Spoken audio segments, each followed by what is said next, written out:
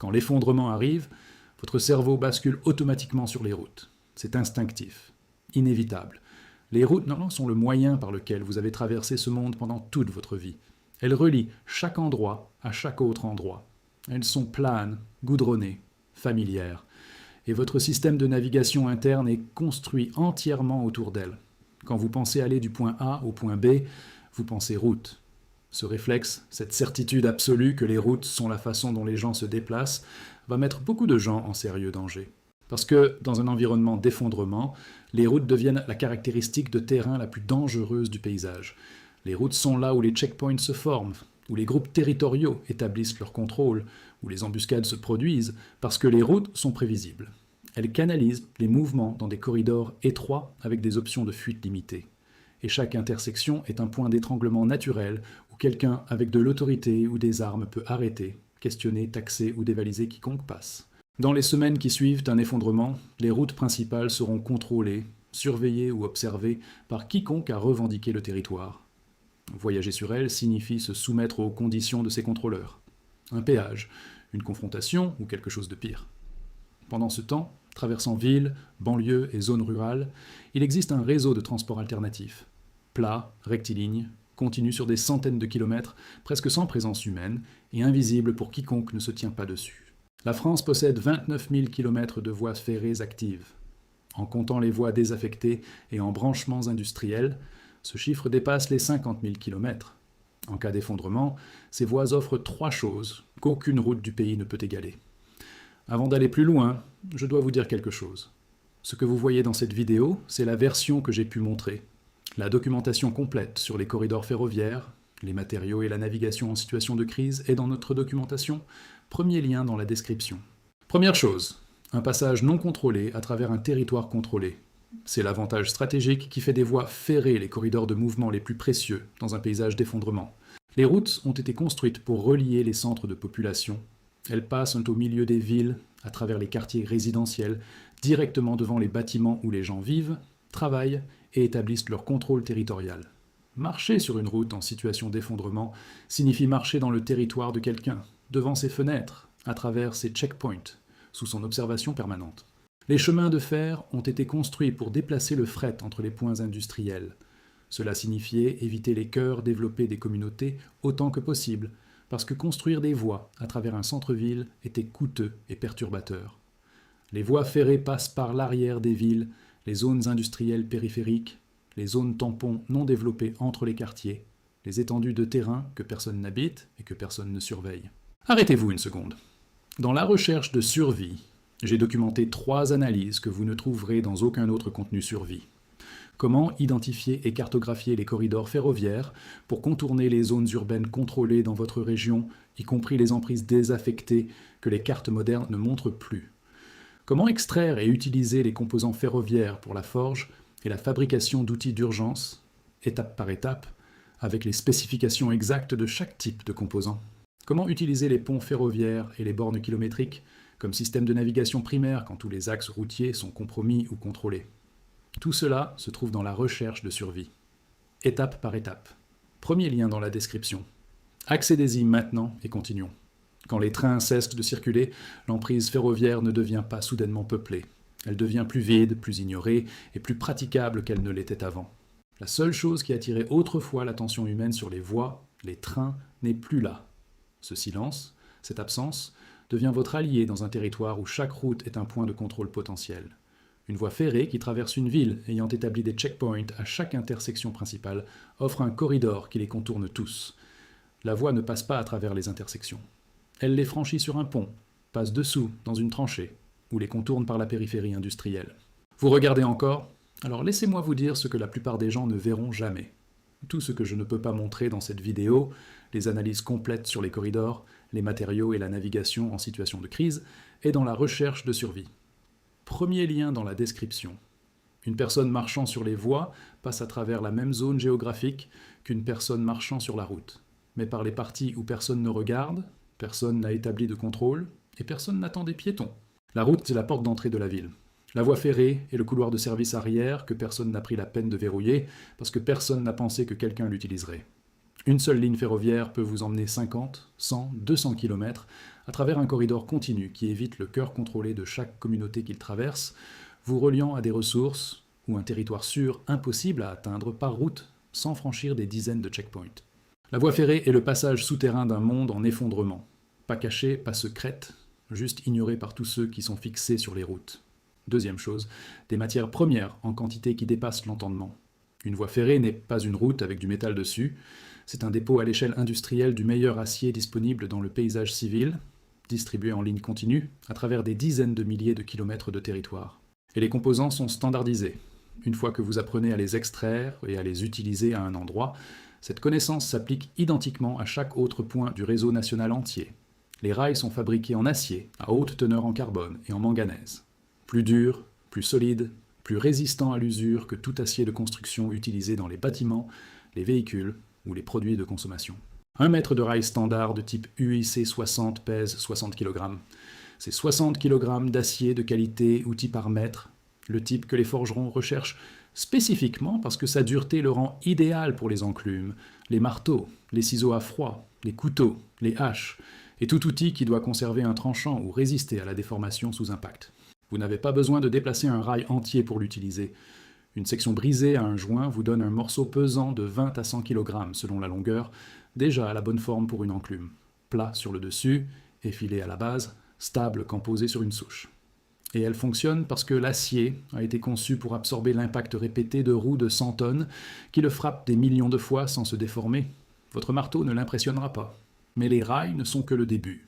Les plaques de rail, ces plaques d'acier plate situées entre le rail et la traverse, font environ 18 sur 30 cm et 6 mm d'épaisseur, pesant 6 kg chacune.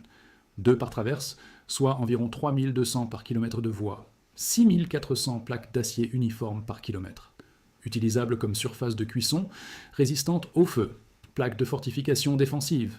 Stock brut pour tailler et façonner des outils. Base de montage pour toute application structurelle, nécessitant une surface d'acier plate. Les crampons, ces clous en acier carré qui maintiennent le rail en position, font 15 cm de long, fabriqués en acier, à teneur moyenne en carbone, 4 à 6 par traverse. Entre 12 000 et 19 000 crampons par kilomètre. Chacun est un outil préforgé, utilisable immédiatement comme ciseaux, poinçons, piquets résistants. Chauffé dans une forge et martelé, un crampon devient une lame de couteau. Les boulons reliant les segments de rail aux joints sont en acier haute résistance avec écrou, 6 par joint tous les 12 mètres environ. Précision mécanique de grade, 8,8 ou 10,9, la même spécification utilisée dans l'industrie automobile où la défaillance n'est pas acceptable. Ils sont là, sur le sol, gratuits, avec leurs écrous déjà filetés. Les traverses représentent 2 à 2,5 mètres de chaîne dense ou de pin traité, en section de 15 sur 25 cm, espacées de 60 cm le long de la voie. Surdimensionnées pour supporter des charges de plusieurs centaines de tonnes. Une seule traverse suffit pour construire un portail, une porte, un établi ou un support structurel, traitées à la créosote, résistantes à la pourriture indéfiniment. Utiles pour la construction, pas pour le feu. 1 kilomètre de voie ferrée contient suffisamment d'acier pour les besoins de forge d'une communauté pendant des années. Suffisamment de fixation pour un projet de construction majeur, suffisamment de plaques pour la fortification et la cuisine, et suffisamment de bois de charpente lourd pour des projets structurels qui exigeraient autrement de scier du bois frais. 29 000 km de ça. Troisième chose, un système de navigation qui ne tombe jamais en panne et un itinéraire qui ne se ferme jamais. Les routes bifurquent, fusionnent, tournent, se terminent en impasse et nécessitent des décisions constantes sur le virage à prendre. La direction qui mène où et si la route sur laquelle vous êtes se connecte réellement à celle dont vous avez besoin. Dans un monde sans GPS, sans panneaux de signalisation fiables et sans connaissance locale, naviguer par route à travers un territoire inconnu est un processus lent et sujet aux erreurs qui gaspillent des heures en mauvais tournant. Une voie ferrée est une ligne droite. Elle ne bifurque pas de manière aléatoire. Elle continue ou elle se termine. Et si elle bifurque, le branchement est marqué par un signal d'aiguillage visible de loin qui montre quelle direction chaque branche prend. Elle ne se termine pas sans avertissement. Elle ne nécessite pas de décision à chaque intersection parce qu'il n'y a pas d'intersection. La voie croise les routes au passage, à niveau que vous franchissez sans tourner. Cela signifie que la navigation sur une voie ferrée se réduit à l'instruction la plus simple qui soit. Suivre les rails dans une direction, c'est tout. Pas de carte requise, pas de boussole requise, pas de point de repère à mémoriser. Les rails en acier sous vos pieds sont un guide physique qui mène en continu depuis votre position jusqu'où que la voie aille. Et tant que vous marchez dans la même direction le long de la même paire de rails, vous arriverez à la prochaine ville, au prochain embranchement, à la prochaine source d'eau, au prochain point d'infrastructure, sans une seule décision de navigation. Les voies vous indiquent aussi où vous êtes. L'infrastructure ferroviaire comprend des bornes kilométriques, de petits poteaux indiquant la distance par rapport à un point de référence, espacés à 1 km d'intervalle le long de la voie. Même si certaines sont manquantes ou endommagées, celles qui restent vous donnent une référence de position précise qu'aucune route n'offre en dehors du réseau autoroutier. Combinées avec une carte ferroviaire de base disponible dans n'importe quelle gare ou atlas, elles vous permettent de suivre votre progression, d'estimer votre temps d'arrivée et de communiquer votre position à d'autres groupes avec un système de référence partagé. Les voies ferrées traversent aussi les rivières sur des ponts qui restent structurellement sains longtemps après que les ponts routiers deviennent douteux. Un pont ferroviaire est conçu pour supporter des charges de 300 à 500 tonnes, le poids d'un train de fret entièrement chargé. Il supportera le trafic piétonnier indéfiniment, sans aucune préoccupation de dégradation structurelle. Dans un effondrement où les ponts routiers développent des fissures, se déplacent sur leurs fondations, ou ont été intentionnellement endommagés pour contrôler le territoire, les ponts ferroviaires sont les traversées de rivières les plus sûres disponibles. Et ils sont souvent situés loin des traversées routières que les groupes territoriaux surveillent. Voilà ce que les 29 000 km de voies ferrées françaises vous offrent. Un corridor de mouvement continu passant par les bords non contrôlés et non observés de chaque communauté qu'il traverse, contournant chaque checkpoint routier et chaque frontière territoriale sans confrontation. Un dépôt à l'échelle industrielle du meilleur acier, des meilleures fixations, des meilleures plaques et du bois de charpente lourd disponible dans le paysage civil, standardisé sur des dizaines de milliers de kilomètres d'approvisionnement continu. Et un itinéraire autoguidant qui ne nécessite pas de carte, pas de boussole, pas de GPS et pas de prise de décision au-delà de continuer à avancer, franchissant les rivières sur des ponts construits pour tenir 500 tonnes, marquant votre progression avec des bornes kilométriques. Ce que les voies ferrées offrent, ce n'est pas l'invisibilité, c'est l'avantage statistique.